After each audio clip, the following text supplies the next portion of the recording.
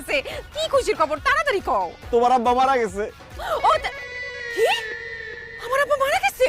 হ্যাঁ, তোমার আব্বা মানে আমার শ্বশুর মারা গেছে। হলা আমার আব্বা মরে গেছে। আল্লাহ গো, আমার আব্বা বলে মরে গেছে গা। আমার এত বড় সর্বনাশ হয়ে গেল। আমার এতিম করে আমার আব্বা চলে গেল। এখন আমার কি হইব? কে আমারে আদর কইরা? ও শারমিন মা কই ডাকবো গো। আহা শারমিন, এরকম একটা খুশির দিনে তুমি মরা কান্না শুরু করলা কেন? চুপ করো। আমার আব্বা মারা গেছে, আমি কান্নাকাটি করব না তো কি নাচানাচি করব? অসভ্য ইতর বদমাইশ ফাজিল লোক।